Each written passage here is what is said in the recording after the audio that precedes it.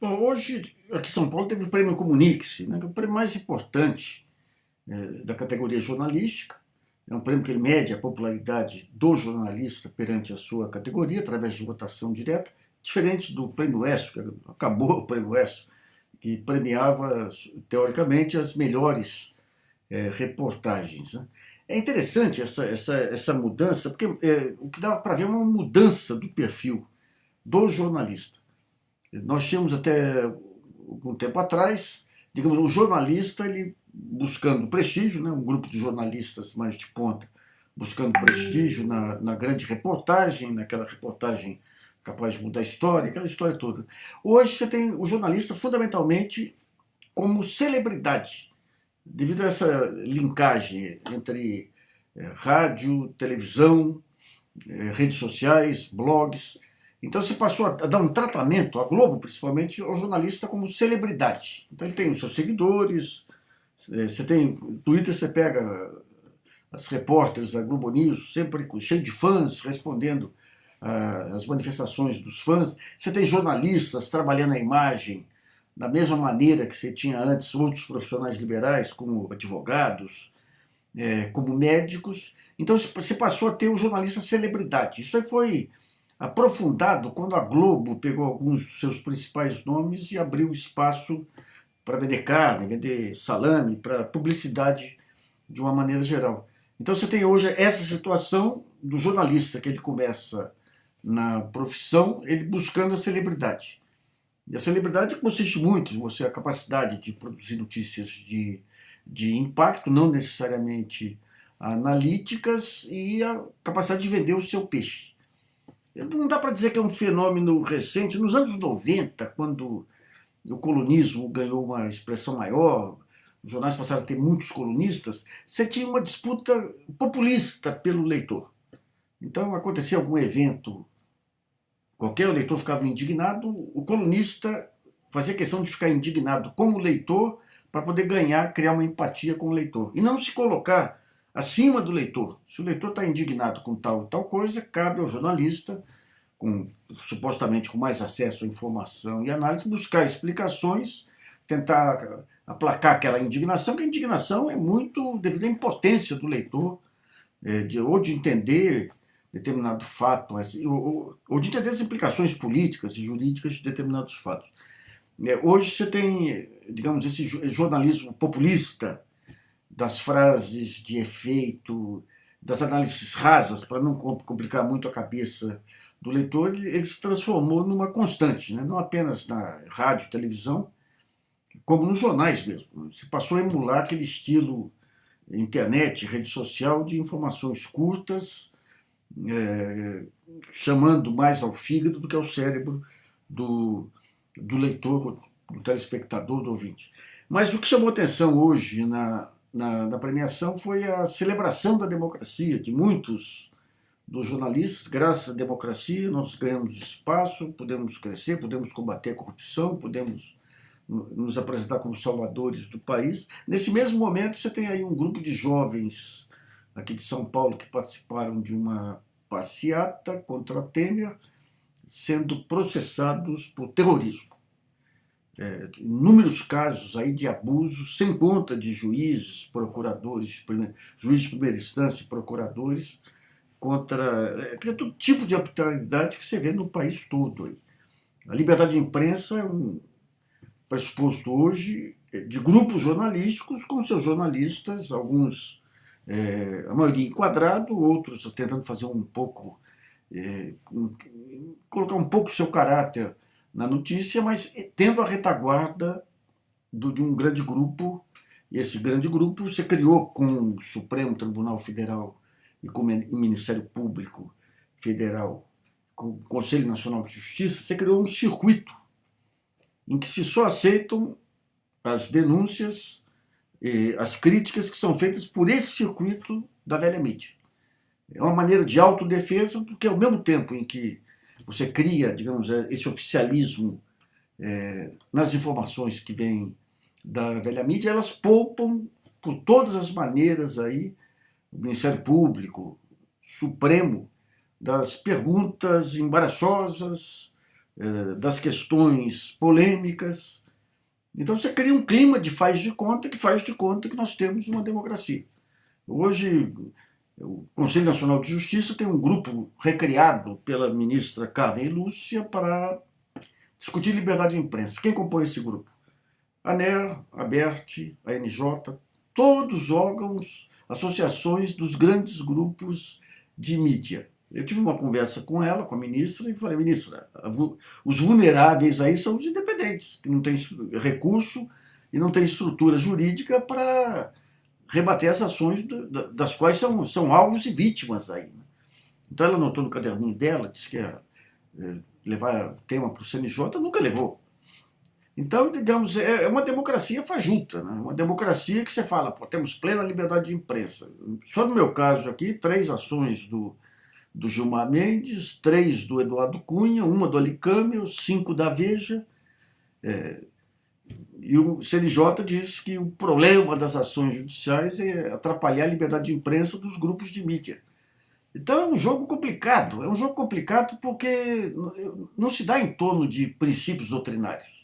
Ou seja, os abusos que são cometidos contra o Lula na Lava Jato deveriam ser motivo de indignação, fosse contra o Lula, contra o Fernando Henrique, contra o Fernando Collor.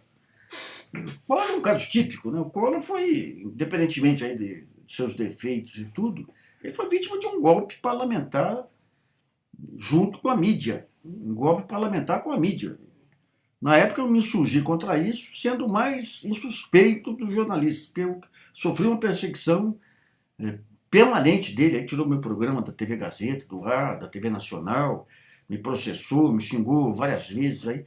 Quando começa a campanha do impeachment, você teve um editorial corajoso da Folha, no início do Otavinho, enquanto o Collor ainda era visto como o superpoderoso, faz aquele editorial, de repente a mídia percebe que era um tigre sem dente, a presidência da República, o executivo. Que a mídia insuflando a opinião pública e fechando acordos com o Congresso poderiam acabar rapidamente com aquele tigre. Daí o que se vê, o que ocorreu dali para frente, foi uma demonstração de força e responsabilidade absoluta. Né?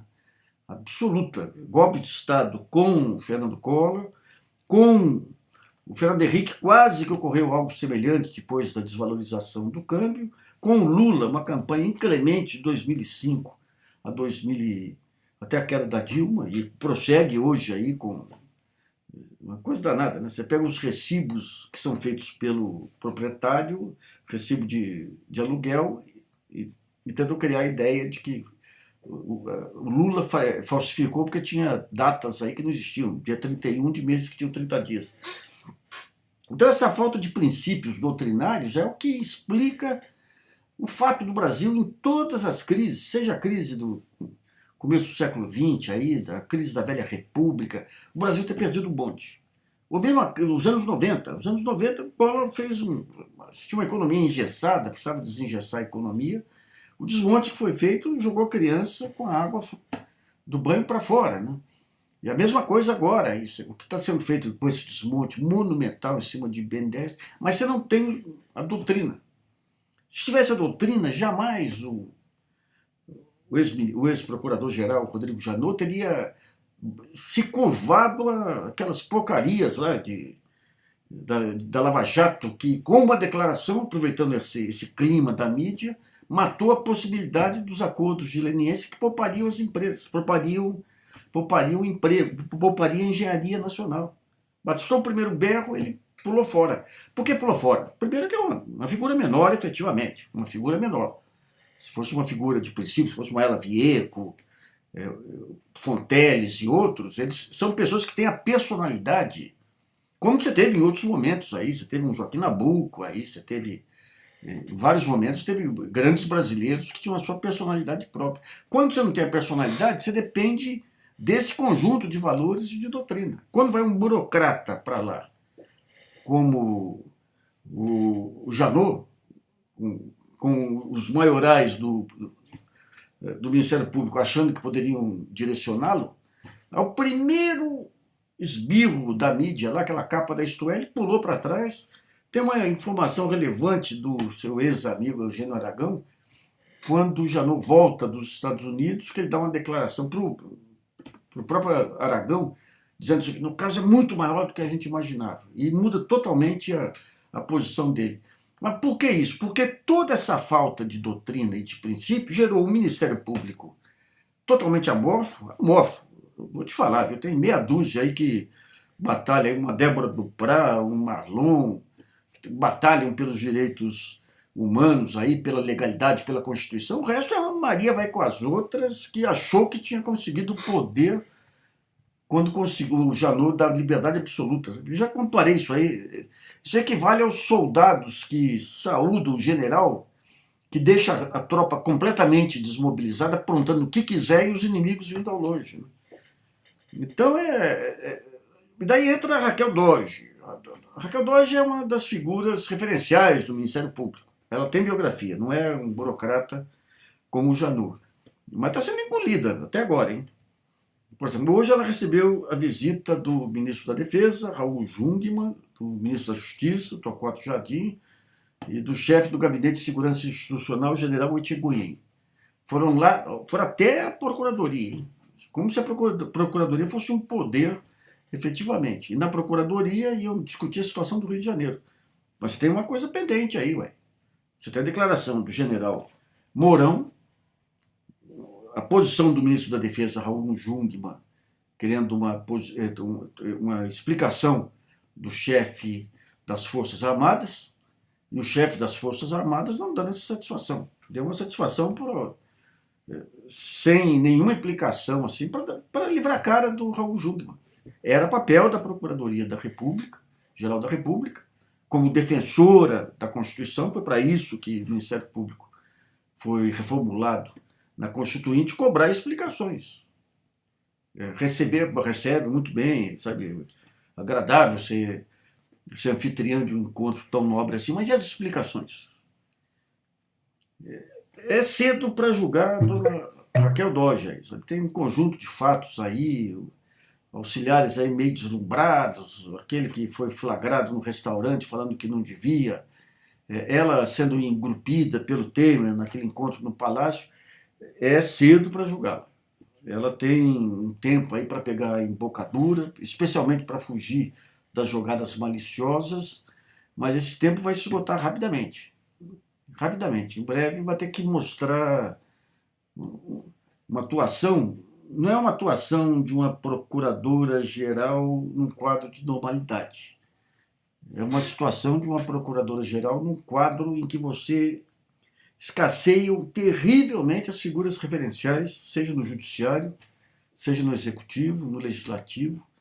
Então, se tem uma responsabilidade a doutora Raquel Dodge, que entra sem o peso aí de ter endossado os erros aí do passado, a pusilanimidade de Janot, ela tem aí uma cobrança adicional sobre ela e em pouco tempo ela vai ter que mostrar esse serviço e essa firmeza para ver se recupera no Ministério Público aquela posição de defensor da Constituição que foi rasgada e jogada no lixo aí por toda essa corporação de procuradores nesses tempos de ilegalidade e de assinte à Constituição.